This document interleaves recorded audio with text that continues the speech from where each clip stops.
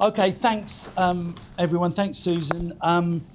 Yeah, I want to talk a little bit more concretely about how some of the points that Susan makes play out in the current situation, partly around the budget, at least making some references to the upcoming budget next week. The first thing I want to talk about is, I really want to make 3 points. First, to talk about the kind of class struggle element of neoliberalism. Neoliberalism was the kind of free market privatisation type phase of capitalism that began, as Susan said, at the end of the 1970s. And one very, very important aspect of this is that it was a form of class struggle on a whole number of different levels. Most obviously, it involved actual open class struggle, the defeat of the unions, the seizure of public sector and privatisation of elements of the welfare state, the basic kind of protections for working people that made capitalism just about bearable in the post-war period. And it's led to a massive increase in the concentration of wealth at the top of society. Inequality in income and in wealth has rocketed in the last 45 years. The top 10% in Britain now own 50% of the wealth. And even since 2010, the gulf between the bottom 10% and the top 10% has increased by 50%. So it's an absolutely enormous, almost unimaginable shift of wealth and power into the hands of the people at the top of society. Now, as I say, crucially, this has been delivered by actual open class struggle that we'd recognise as such. I wanted to talk about a couple of other aspects of this, which involve an assault on the limited democracy that did exist within some of the state institutions of British society. And this has been under massive assault as part of the neoliberal offensive. And it includes, for example, the fact that the Bank of England was made independent by Tony Blair. And so, in a sense, has been taken out of any kind of democratic control. There's also the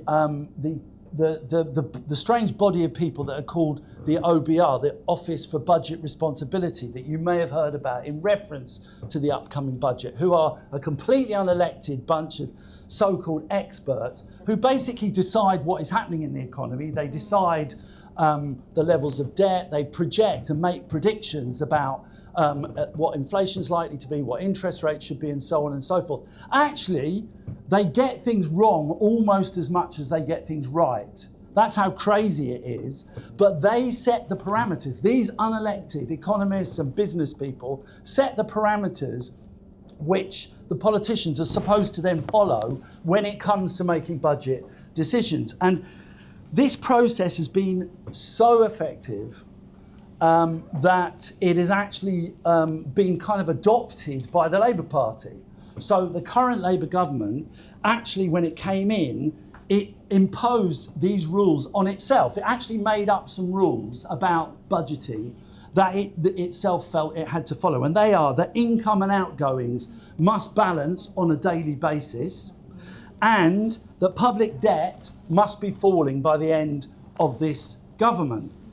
So we end up, the result of all this is we end up with a kind of totally depoliticised approach to the economy. It's almost as if the economy is objectively happening somehow independent of human agency, and that there's no way in which politicians can in any way influence it. And I think this is quite an important element of the situation. Everything's about debt ratio, it's about balancing the budget, it's about so-called fiscal ceilings that you have no choice but to adhere to. And I think this is very powerful, not just in terms of the budget, but it's a very powerful framing of the economy now, whereby it has become taboo to actually suggest that the government can intervene and direct things in any particular way, which is absurd because the government is the biggest player when it comes to the budget. I mean, the government commands hundreds of billions of pounds every year and directs it. And the idea that somehow this should not be under democratic control is one of the great achievements of the neoliberal regime from the point of view of the ruling class. And the irony of it is that actually when it comes down to it, they will break the taboo over social spending. And we saw this most obviously at the time of the banking crisis, when, despite the fact that neoliberalism is supposed to be about the state not intervening in the economy, there was a massive intervention in the economy led by governments and the Bank of England and other national banks around the world, public banks around the world. Absolutely momentous levels of state intervention, the printing of money, the buying of bonds right across and the buying of stocks even right across the economy. In order to do what? Not in order to rebuild schools, not in order to rebuild hospitals, not in order to improve the lives of ordinary people, but to bail out failing banks. So this idea that somehow, government shouldn't intervene, when it comes down to it, when it comes to a crisis from the point of the ruling class, they will actually completely tear that up and intervene. I think that's important for a whole number of reasons. Because we need to do everything we can to convince people that the idea that governments are incapable of having an impact on the economy is absolute nonsense. And this brings me to the second point I wanted to make, which is actually about the second aspect. If it is true that the ruling classes internationally have had quite a few successes at the level of the transfer of wealth and at the level of the class struggle aspects of neoliberalism, it is also true that these policies have been a failure when it comes to the fundamental questions that Susan raised. When it comes to restoring the health of the capitalist system per se, it has been basically a failure. Productivity is the key thing that they talk about from the point of view of the ruling class, which means how much goods a particular worker can produce in any given system, per hour of labour. And actually productivity, there was a kind of a shallow boom in the 1990s in this country. But apart from that, productivity has been flatlining or going down ever since. And this is true for exactly the reasons that Susan said, that the actual rate of profit, the amount of profit that capitalists get out of employing workers, has not gone up at anything like the rate it went up in the post-war period until neoliberalism, until the sort of mid-70s. And they haven't been able to, the neoliberal offensive hasn't been able to resolve that. And the result has been, exactly as Susan said, that more and more capital is actually used to speculate as opposed to producing, as opposed to being invested in production. If you don't invest in production, you have a productivity rate. And this is one of the fundamental problems that the capitalists face. The rate of profit is going down. If the rate of profit is lower than the kind of money you can get on the stock markets, on speculation, then you're going to speculate, because that's what capitalism is. It's a system that is entirely driven. The capitalist decisions are entirely driven by the need to get profits and so on. So what you see is this burst of financialization, which is not, by the way, some sort of new system. It is part of the capitalist system. It's the creation, it's the massive increase in what Marx called fictitious capital, which doesn't actually produce a profit, but certainly over the long term, but it produces immediate gains for the capitalists. And so that is really the way in which the system has been going. But there's one other element of it which is very, very important here, which is that at the same time as you've seen this huge increase in fictitious capital, you've also seen a massive concentration in the banking system. And what this meant was precisely this situation after the 2008 banking crisis, where governments moved in to bail out the banks because they said they were too big to fail. Now, in the past, in capitalism, and this is one of the reasons why I think it is absolutely acceptable to talk about late capitalism, in the past, in the 1930s and in other crises, the way the system resolved its problems was by allowing whole sections of capital to go to the wall, letting banks collapse, letting whole sections of failing capitalism collapse as a way of restoring the rate of profit. That actually restores the rate of profit because it leads to the destruction of loads of technology, essentially. Now, this wasn't allowed to happen in 2008 because the capitalists were worried that if any of these banks went to the wall, they would literally bring down the whole system. So what you saw, instead of a classic capitalist crisis, which clears out the system and allows for a new round of productive and profitable investment, what we saw was this huge bailout, which, by the way, and this is another thing we should remember in the next week when we come to the budget, one of the reasons why, the real reasons why there is a debt problem in this country is because we're still paying for the bailout of the banks in complex ways. There's something called quantitative tightening, which is going on, which is a way of actually resolving the problems created by quantitative easing, but basically means the government is still spending money, is still paying for that bailout of the banks that took place however many years ago, 17 years ago. But more importantly, this problem of the banks being too big to fail, etc., has led to a kind of zombie capitalism, to a sluggish capitalism that doesn't grow, that doesn't really take off. And that is fundamental to the situation we're in, and it's fundamental in particular for the reasons why Trump is trying to institute a new kind of, a new variation of capital accumulation. In other words, the globalization model is widely seen to have failed, even amongst whole sections of the ruling classes. So they're going back to a kind of protectionism, to a tit-for-tat tariff type situation, to a much less kind of system based less on global institutions and more on open and naked competition, and the kind of transactional approach that John Rees talked about in the first session. And that leads me, hopefully neatly, onto my last point, which is the whole question of militarism. Because, again, in the run-up to this budget, there's been this very, very suspicious kind of hysteria about the threats that we face from Russia and from China and who knows where. There was a report that actually was an inquiry that was published its results last week that said that Britain is woefully unprepared for the Putin soldiers, descending on us across the channel. I don't know how they're going to come, whatever.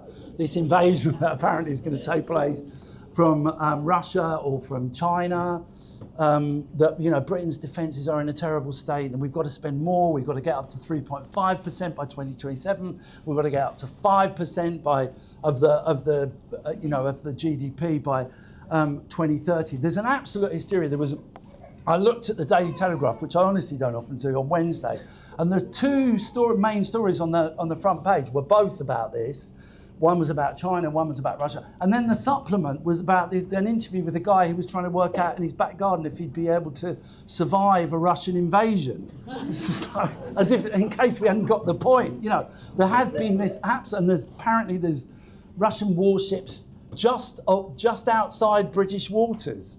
Well, that's all right. They're allowed to be outside British waters. I mean, that's what the navies do. So there is this hysteria. And is this seriously about the British ruling class or the military being worried about an invasion? No, it's not. We opposed the Russian invasion of Ukraine, but let's face it, they were stretched getting a third of the way into Ukraine, which is on Russia's borders, by the way. How are they going to get to London? I mean, come on, seriously. Russia is, the Russian economy is slightly smaller than Italy's and slightly bigger than Spain's. It's a regional power. It's not even a world power. There's absolutely no way Russia is going to invade. So don't get tense about it over the next 10 days or so, because they're going to try and convince you that it is. China, even less of a problem, in my opinion, in terms of the possibility of being invaded in Britain. The last time there was a successful invasion of Britain was it 1066? Yeah. So, I think we're kind of okay at the moment. And I mean, Hitler failed, but I mean, at least he was just over the channel. Do you know what I mean? So this isn't going to happen, and that's not what this is about. What this is really about is it's an attempt by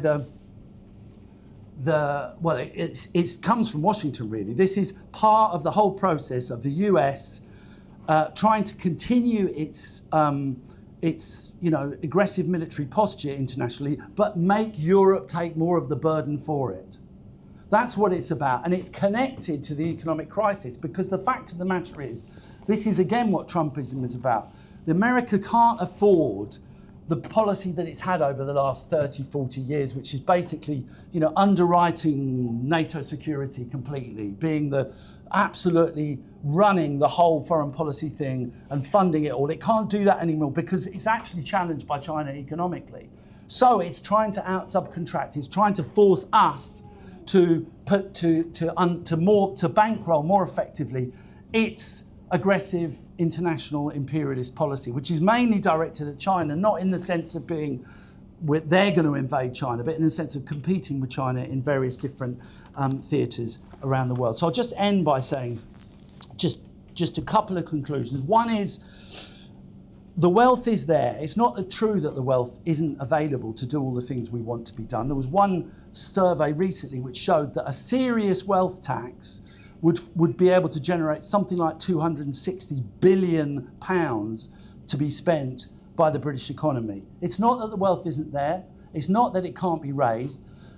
In order to do it, though, there's a number of things we'd have to do, the left would have to do. One is to totally ignore and challenge and trash these false limits, these sort of technical impositions by the banks and the OBR and these people about when we balance and when we don't balance. Decisions have to be made according to how you want to take society forward, and the government is the main driver, actually, of the economic questions. The second thing is foreign policy cannot be seen as a separate dimension from the economy. If you look at the amounts of money that are spent, if we could massively reduce the arms the arms spending, you'd find we'd free up absolute billions of pounds. We spend 20 times more on arms every year than we do on social housing or affordable housing. We spend twice as much on the military as we do on social care. And anyway, if we don't break from NATO, if we don't break from this craven relationship with the United States, we won't be able to develop our own policy on any level, because that relationship is so politically important. And finally, I think we do have to understand as well that the current kind of economic system is incredibly unpopular. It's deeply, deeply unpopular, but it's also deeply, deeply entrenched. I mean, the state has always reflected the interests of the ruling class, but the way the state has been reconfigured over the last 40 years means even more so that any progressive government will come up against all sorts of obstacles, all sorts of attacks, all sorts of efforts by the state to limit us, to try and rein us in and to try and stop us doing what we need to do. Corbyn saw that. Mamdani in New York will find he comes up against those kind of problems. In the end of the day, economics comes down to a question of power and control. And what revolutionary politics is about is not just finding ways to improve the economy, but to talk about popular control over the economy. And that's going to be necessary if we're going to make real change. Oh.